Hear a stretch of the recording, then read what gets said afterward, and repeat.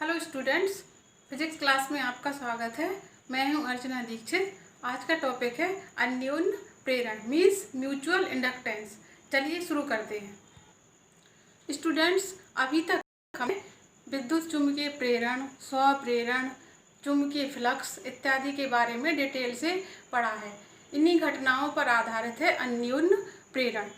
अन्योन्य प्रेरण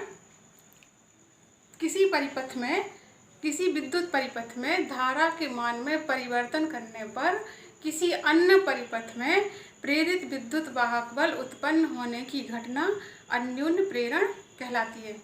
मतलब स्वप्रेरण की घटना में केवल एक ही परिपथ था और जिस परिपथ में विद्युत धारा में परिवर्तन हो रहा था उसी परिपथ में चुंबकीय फ्लक्स में परिवर्तन हुआ था और प्रेरित विद्युत वाहक बल उत्पन्न हुआ था।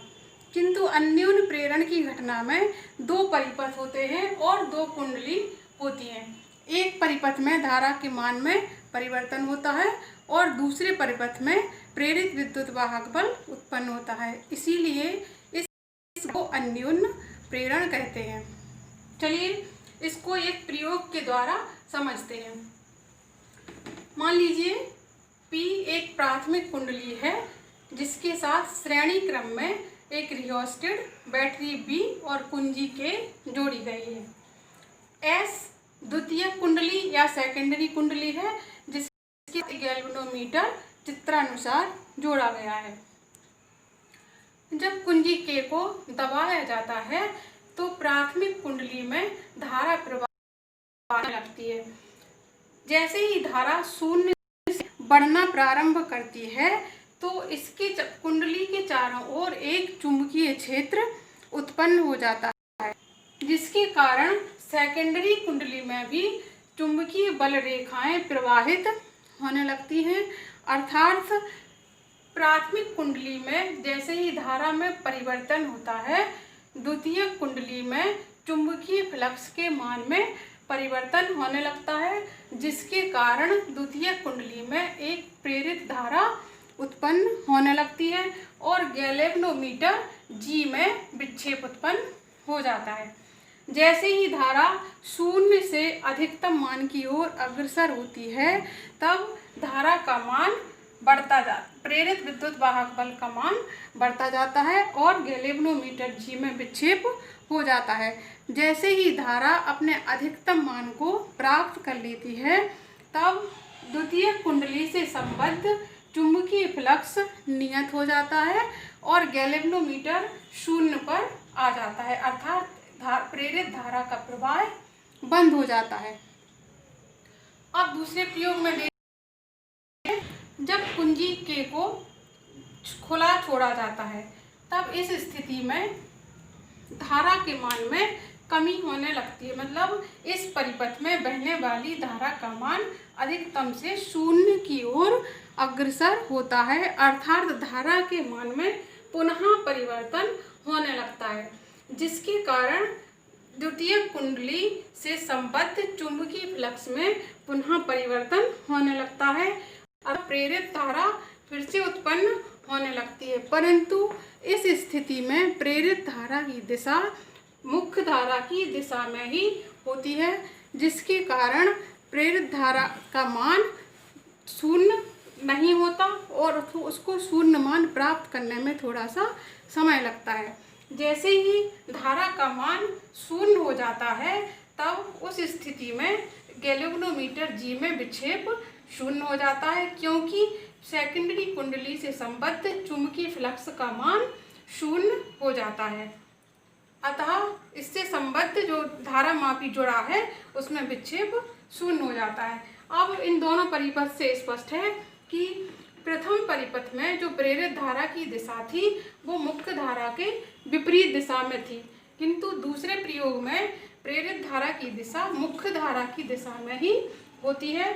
इसके कारण मुख्य धारा में प्रवाहित होने वाली धारा शून्य की ओर जब अग्रसर होती है तो कुछ समय लगता है उसको, क्योंकि इस स्थिति में प्रेरित धारा मुख्य धारा की दिशा में ही होती है। क्योंकि हम जानते हैं कि प्रेरित धारा उस कारण का विरोध करती है जिसके कारण वह उत्पन्न हुई है। माना कि किसी समय प्राथमिक कुंडली में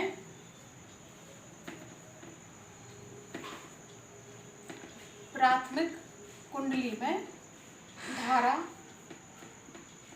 IP प्रवाहित हो रही है। धारा IP प्रवाहित करने पर द्वितीयक कुंडली से संबद्ध चुंबकीय फ्लक्स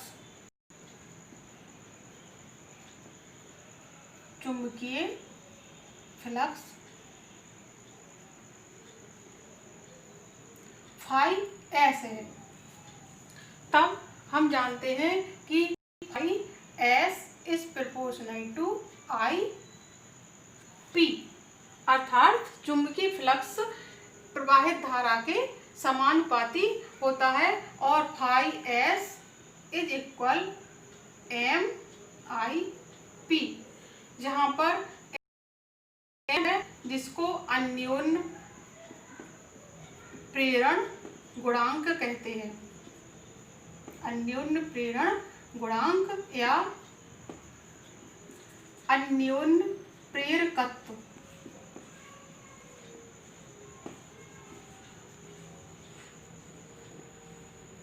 अब इस समीकरण में अगर IP इज इक्वल 1 रख दें तब फाई S इज इक्वल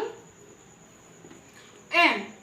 तो अन्योन्य प्रेरण गुणांक की परिभाषा हम किस तरह से दे सकते हैं कि दो कुंडलियों के बीच अन्योन्य प्रेरण गुणांक संख्यात्मक रूप से प्रारंभिक कुंडली में एकांक धारा करने पर द्वितीय कुंडली में उत्पन्न चुंबकीय फ्लक्स के मान के बराबर होता है। अब दूसरी स्थिति में फैराडे के नियम से हम जानते हैं कि E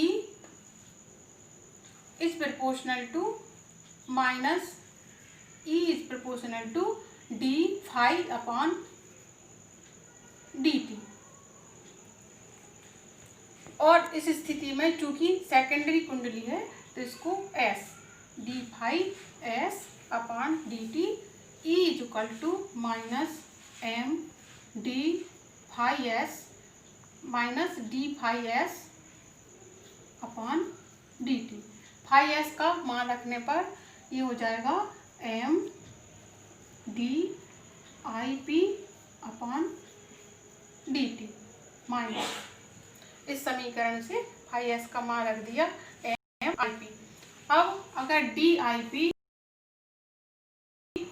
upon dt is equal 1 तब E is equal to minus M, E is equal to M संख्यात्मक रूप से।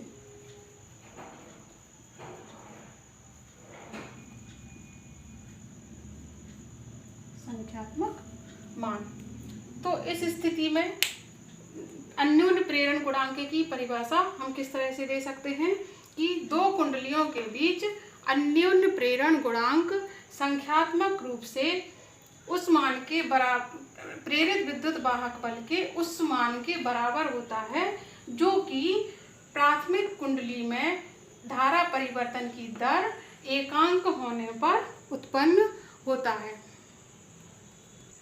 अन्योन्य प्रेरण गुणांक के मात्रक। अन्योन्य प्रेरकत्व का मात्रक वही है जो कि 100 का था, तो इसका मात्रक हेनरी है, हेनरी।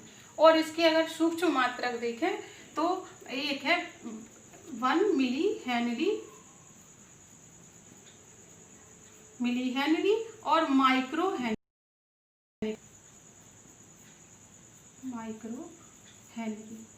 और 1 milli henry equal 10 to the power -3 Henry